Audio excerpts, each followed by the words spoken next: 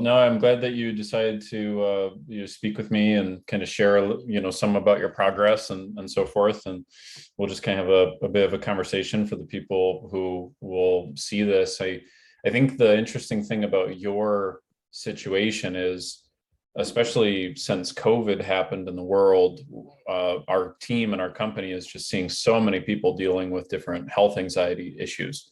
It's becoming, really prevalent. And so a lot of people are looking for answers. And of course, we're able to deliver some of those answers, but hearing some of what works and what did work and so forth from somebody who actually lived it, is a very different experience. So I'm just curious to kind of kick things off. Yeah. Maybe if you can give just kind of an introduction to, what brought you into our world, what was going on in regular life, so people can get a feel and a appreciation for it. Yeah, for sure. I mean, I'm glad that you mentioned COVID. I think for myself, before COVID, I was a sort of nonstop kind of person, right? I work in the corporate world. I traveled a lot for work, met with clients, went on a lot of fancy trips. It was really nice. And then COVID came and sort of everything came to a screaming halt. And initially it was good. I was enjoying time with my kids and getting outside more. But then as COVID kind of continued to progress, I lost focus of a lot of different things and started to focus initially honing in on my son's health. And then when that sort of I managed to let go of that, that turned inward and I focused a lot on my own health. Which I never ever sort of kind of experienced in my life. And it was, little things that started, right? Oh my goodness, I'm getting all these bruises on my hands and obviously there's something wrong, or my head is spinning when I go into a store. And then in July of last year, I started to experience panic attacks, which I'd never in my life before experienced, going into a store and not just being able to function. And that was so new to me because I've always been a very functional person, even in high stress situations. Yeah. And so it was very challenging for me. Fast forward to sort of late December, I was just very non-functional. Like I wanted to take time off of work. I didn't want to see family. I didn't want to go to stores. For the first time ever, I did all of my shopping online because I couldn't go out to a store.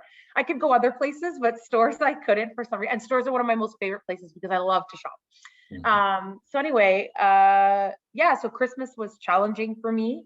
And then January hit and I said, like, I can't do this anymore. Like, I just really just couldn't, I couldn't cope. I couldn't manage. I just couldn't do anything. And that's, it was hard for me because this was this whole new identity that I did not recognize, and it made it worse. So one day I received this message from Hicks via Instagram. And at first I was very skeptical. And as we kind of chatted a little bit back and forth, I said, I have absolutely nothing to lose here, but everything to gain. So we met, and here we are today. And it's been an incredible journey. And things have changed a lot. And I'm no longer striving for perfection. I'm striving for progress, and I've seen a lot of progress myself, just even in the most recent weeks. But a lot of people in my life are noticing a lot of changes in progress. And for an individual who was in the past so fixated on perfection, it's hard to see. It's not so much hard. It's just I would use the word like unfamiliar to recognize progress and change, right? Because it's hard. It's hard for someone who's always has been striving for perfection. So yes, yeah.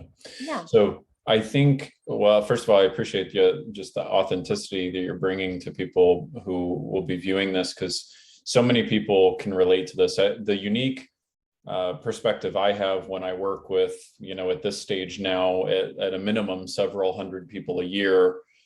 What's interesting is every time I talk to somebody, when they've been living out this pattern of feeling anxious or depressed or whatever it is, it's so easy to feel like you're the craziest person in the world, right? Yes. Like you're alone and nobody else is dealing like this at all. And you start to see over time that there's just these common patterns that pop up for people, like these little traps that we all get caught in. A couple of the ones that I think are worth kind of pointing out. The first one that's really interesting from your story is COVID was what I just call like a curveball. A curveball is just what I think of as, you're going through life in a particular way, and then you get some news, right? Like a layoff or a firing, or, a spouse gets some type of like health news, or, your kid gets suspended from school, right? It can be all sorts of different things. And COVID was a big unsettling thing for so many people. And when something occurs that disrupts our daily flow of life, very often negative psychological patterns develop.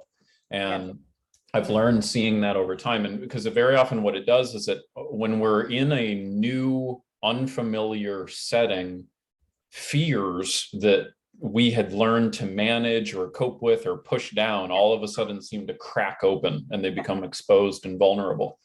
So I think that's something a lot of people can relate to from your story. The other thing I want to point out too is you mentioned this whole idea of like identity, right? I mean, you had, and I mean, you still are very much obviously an achiever type of person. But,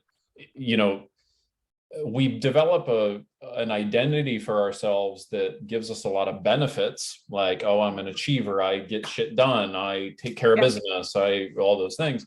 But then what we don't realize is sometimes that identity we come into that has provided us so many benefits becomes almost like a prison in its own way, because we bring with it a series of expectations on ourselves of who we have to be and how we have to show up, right? So I know that caused some challenges for you.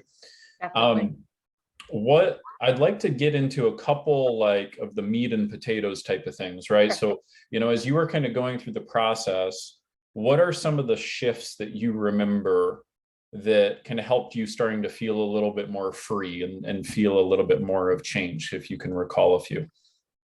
Yeah, for sure. I think one of the biggest shifts, and the one that I sort of carried with me throughout this entire program, and even today as I go through it. And just recently someone asked me about, my successes in this program. And I said, the program changed me. I continue to work elements of the program and other things that support the program. But one of the key things that really sort of helped me in this program was just having an outward focus, right? And it was one of the first things that you told me when we first started, because everything was about me, right? It didn't, even before health anxiety developed, right? And maybe I sort of had anxious moments. Sorry, it's my dog in the background here. Sorry about that. Little guest star, yeah. So, yeah, I mean, I think I always had some anxious, patterns of anxiety before, but I didn't look at them that way because I was so self-centered, so inward focused. Everything was about me, or everything was about what other people were doing to me. Right? Blaming people and being like, why me? That was my question. Why me? Why does this person have to be so hard with me? Why does my boss have to be so hard with me? Me. And, I remember one of I think it was maybe our even second or third call, like right in the beginning, it was like, just have an outward focus. Doesn't matter what you feel like. You might feel like shit. You might feel like you're non-functional. Just have an outward focus. And I remember getting off that call with you that one evening. It was a later evening call. And I went downstairs to the dinner table, and I was not in a good headspace, but I started to just focus on everybody else. And what I did that evening was I asked all of the kids at the dinner table, what's one good thing about my mother-in-law? It was her birthday. Let's do some sharing, right? And it was so uncomfortable for me. It was so unfamiliar for me. And I remember thinking, like, what is Ty making me do? Again, blaming someone else, right? What is this guy making me do? And from there on, it helped. Like, it changed my life, right? And it still does. And when I have a moment where I'm not in the best headspace for whatever reason, I think, like, I do not live in the problem, Melissa, live in the solution, right? And that's about inward thinking versus outward thinking. Right. Yeah. So I would say that was one of the core things that helped me change really my focus and direction. And just with that outward focus, it helped me, bring me to every single next module, because it was about me and making change, but it's about making changes around you as well, right? And being motivated to say, okay, this person's noticed something. I'm going to keep doing this, right? And so, yeah.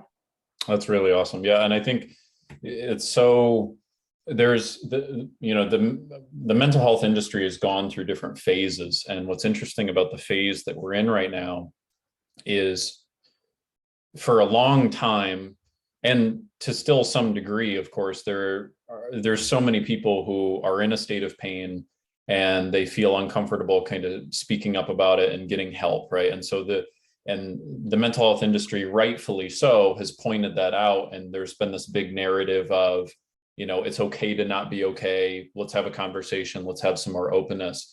The challenge I think that has occurred is, in the past, particularly 10 years, we've moved a little bit far into this direction of wanting to, what I would call, over validate, where, like, yes, we do need to validate that we've had painful experiences. We do need to bring the light to the fact that people have experienced, say, traumas or different things like that. But there comes a point where focusing on the past is no longer therapeutically helpful, right? There comes a point where, acknowledging the pain that you've been in the recent past is useful, but now we need to shift to creating a new future, right? There has to be some type of forward motion. All human beings have to feel some type of forward motion towards something else, giving, growing, doing something different, right? Taking what we can from the past and move forward. And what you're saying, obviously, is so critical, because there's so many people who are certainly not selfish by any means in their heart and soul, but we can all get caught up in a selfish pattern of thinking where we're just so consumed by our most recent pain, as opposed to what we can do right here, right now, to experience a quality life or grow or give. And one thing I try to share with people too, and I would imagine you can relate, you may have some words to say on this, is we very often shortchange ourselves, where we're pursuing a particular line of thought to feel something in the category of, like, feeling validated or feeling comfortable or feeling content, just trying to feel safe and secure. And life becomes about those types of things. And while we're so caught up in that, we're foregoing the opportunity to feel like we're growing, feeling like we're loving other people, feeling all of those really sensational, like, really fulfilling things. And just trying to feel safe and secure and protective never really makes us feel fulfilled, so we very often shortchange ourselves that way. I'm curious if you have any thoughts on that. Yeah, for sure. I mean, certainty and safety were, at the top of my list, right? And you become, or I became, absolutely addicted to those things, right? Having that certainty, having that safety, and it was about not even just about myself, just about everything, right? And think words like awareness or acceptance were not in my vocabulary. And I've learned those words, and I continue every single day as I go through this journey, because it's a lifelong journey. It's a lifestyle change. It's not, I'm going to do this 3-week program, I'm going to be cured. Like, you need to want this, you need to work this, right? It's a journey. There's going to be ups and downs, there's progress, but there's also, one of the key things is, the awareness, right? That searching for certainty and safety, you will never find those things. Right. They're truly and honestly, and I can say that for myself personally, the more that I searched for those things, the more they felt farther and farther away. Right. Whether that was through nonstop Googling or watching my son's every move, making sure that, kids are not, doing things that they're going to get hurt. Like, the only thing that it did was eat me up inside. And it can, sometimes it can do that. Right. And now I have that awareness to say, Melissa, stop, accept, and let go. This is, and acceptance was hard for me, because I just accepted being one of those people that I need to know.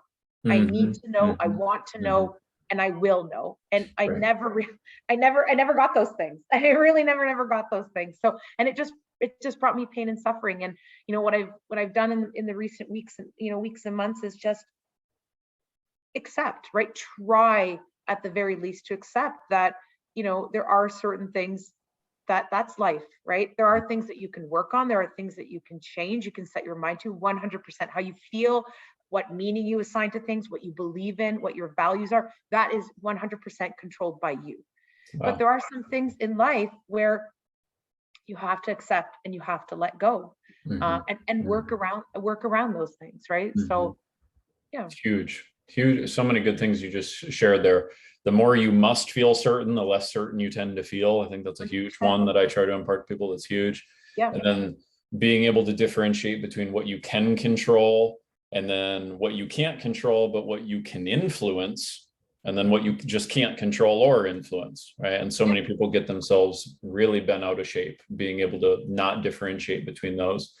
I think another thing as well too is obviously you're, very successful career-wise, and a lot of people don't realize that they're getting rewarded for a particular type of thought process in one area of their life.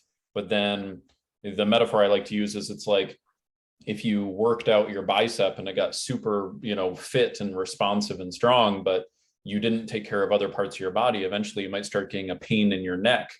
Right. And so sometimes people get that one emotional muscle or thought process of being super hyper organized, or I work with attorneys, for example, who can be deconstructive of an argument, right? But then when they try to put their partner on the stand, that doesn't work out so good, right? From a marital standpoint.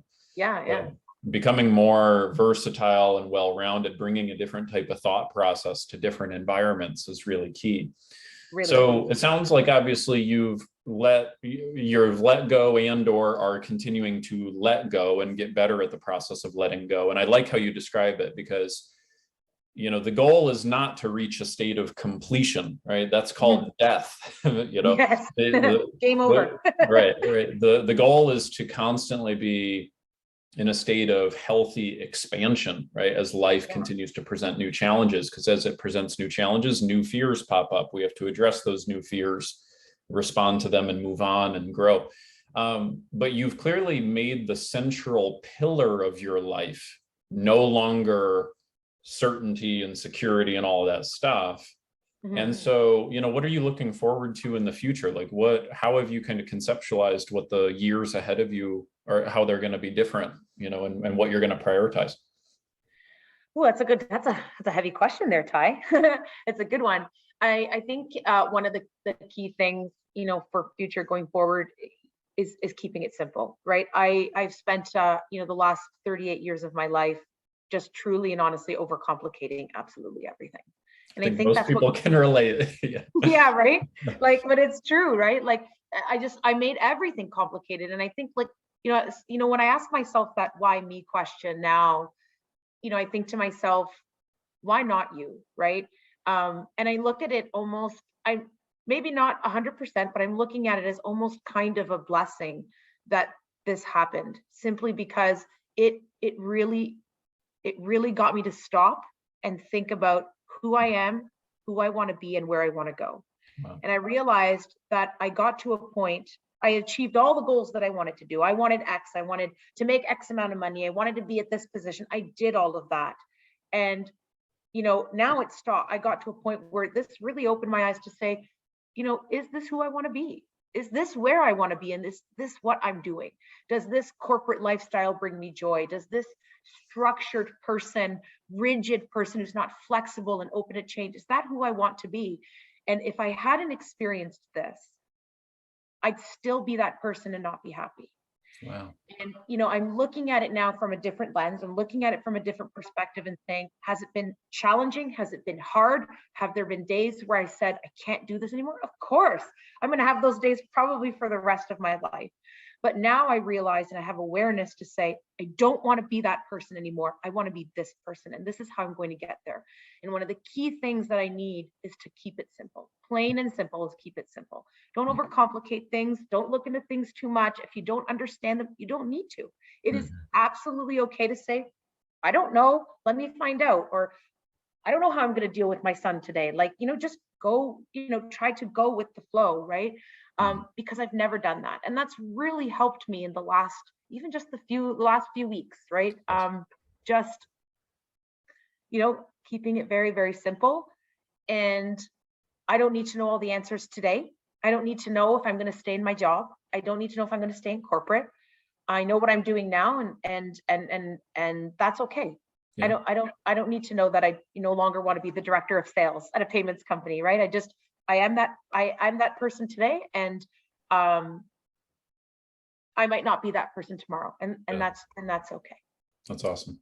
Yeah, I think what's interesting about what you just shared there is it's so easy for us to get hung up on trying to make a living that we sometimes forget to design a life. Like, how are we going to emotionally relate to our life as opposed to just getting hung up on the logistical parts of life that tend to get us caught up. It's like that example you gave of being at the dinner table, right? Beforehand, you might be at the dinner table going in your head about this and that and trying to check off the list, right? As so many people can relate to, as opposed to going, well, what do I want to feel at dinner, right? That's a totally different experience. Yeah. So that's really beautiful. What I would like to do is maybe just to kind of give some people a couple little bullet points or takeaways or whatever we can try to do, kind of just a lightning round. Like, if you were going to have like a Melissa's tips type thing, right? Like somebody who's right now dealing with especially health anxiety, right? Every day they're so consumed with the idea that something's wrong with them. Even though the doctors are telling them everything's good, even though they've gotten 12 opinions, even though they're searching online all the time. What do you think might be, I don't know, let's see if we can maybe get like 3 things that you'd want them to either do or keep in mind, or what would you say? It's a good one. There's a few. I think one of the things, for me, a lot of it was how I sort of dealt with a lot of my bodily sensations or physical sensations, because that was key for me. I'd probably say it's important to get checked out. I did not a lot of that. I did enough of it. And it's important to try to build trust with your body and really sit down and think, when I feel this, question it, look at it with some curiosity, as opposed to just being like, oh my goodness, I'm, because for me, I'd be like, I'm dying. Like my face is tingling, like, oh my goodness, I'm having a stroke. And I would immediately go to Google. So I would say one thing is kind of look at what's going on from with some curiosity and try to look at it from a different lens, as opposed to like a medical lens. And make a commitment to yourself. For me, Googling was huge. Make a commitment to yourself to not Google, and don't do it. Right. It saved my life. Right. I remember that conversation was having. Yes. Right. And it's like, I will not do this. And it's almost like, someone who has an addiction to alcohol or drugs, like you get that. I never ever thought that this would happen to me, where I get that urge. I need to Google. Yeah. Right. And that brings that you're addicted to that feeling, to that nonstop scrolling and doing all these things. Right. And it made me feel good. It made me feel safe. And it gave me that certainty. So I would say, don't do it. It is definitely not easy, but really, truly, and challenge yourself to just make a commitment to yourself. If that's the one thing that you can do, even if you just do it one day at a time, right? And before you shift into your next thing, the one little thing I'll tack onto that as well is people have to realize that they're engaged in certain habits because they think that if they engage in that habit, they will eventually feel more safe or more secure. Like the delusion is that if I Google, I will learn something that's going to make me feel secure. But yet the act of the Googling, the act of the questioning is the very thing that makes you feel insecure. Exactly. Yeah. Right. So very good. Okay, great. And then do you have maybe a third, or hell, maybe you got 4 more, I don't know. But one more. I just, just as hard as it is, try to have a really open mind, right? That this is just a time in your life for whatever reason. And it doesn't matter how long you've been there, how long you've been struggling, how long you've been in pain, that you can change that today. And you can make that decision, and just trust in that, if it's you're working with Ty or working your own program or working with yourself, just, do what you need to do day by day, hour by hour, minute by minute, whatever you need to do, but just trust the process, enjoy it, reward yourself when you can, celebrate those small little wins, because those small little wins are actually really, really big. And I struggled with that so much in the beginning because I could never see progress. But now I start to write them down, right? I write little things down if I need to. And, when someone tells you, hey, I've noticed a change, celebrate that, right? Because no one needs to say anything to you. People don't need to say anything at all. But when they do, take it and run with it. Take it and run with it. Just be like,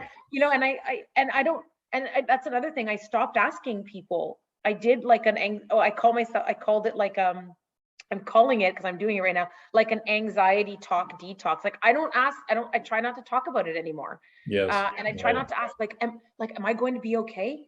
Tell me, like I needed that reassurance from everybody, or like you can see progress, right? And now I stopped asking and people just tell me, right? Like you've made change. Oh, hey, Melissa, like I noticed that today, instead of you losing your mind that we accidentally left the hose on all night, and your garage was flooded and the driveway was all wet. Like instead of you losing your mind, you were just like, meh, like such is life, throw the hose out, and when the bill comes, we'll pay it. Like, what are you gonna do, right? Like, so that's great. That's awesome.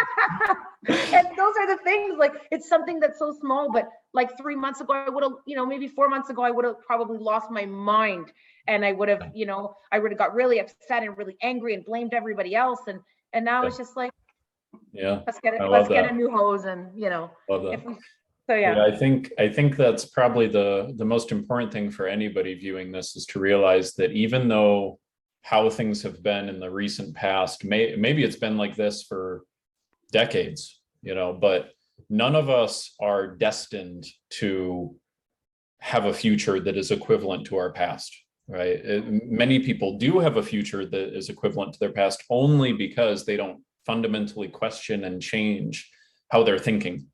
You can, but I always share with people that your body is literally changing constantly. Like there's not a single cell in your physical body that is the same from 7 years ago, right? Your body is constantly in a constant thing. So what you are right now is just the current make and model of this year. So the only reason why we feel like life is continuing in a straight line is because we keep thinking the same way. We keep asking the same questions. We keep looking for the same things, and that can totally be changed, but it requires effort.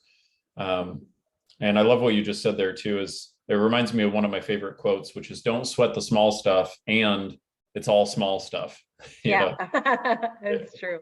So, well, you're, honestly, we should have done a video interview months ago when we got you started, because honestly, the contrast is amazing. I feel like I'm talking to a totally different woman now. Oh, thank you for saying that.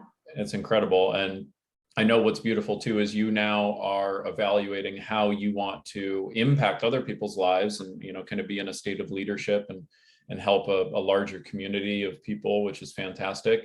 And, whatever your pursuits are going to end up being personally and professionally, it's just inspiring to know that you're now bringing that new intention, that new set of skills, and you're passing it on, which is really the fantastic thing. But your resilience and your commitment to your own success and your is fantastic. But what's been most inspiring is exactly what you started today's call with, how you've shifted from being more consumed in your fears of yourself to now just finding more and more and more joy, right? Expending your energy to other people. And it's just really, really a beautiful thing to see. So congratulations on all your success.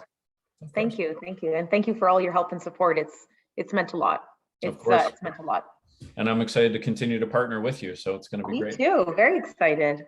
Well, thank you so much for being here today. And do you have any last words of advice or guidance to sign off for somebody that would be in the same shoes you were in maybe 4 or 5 months ago?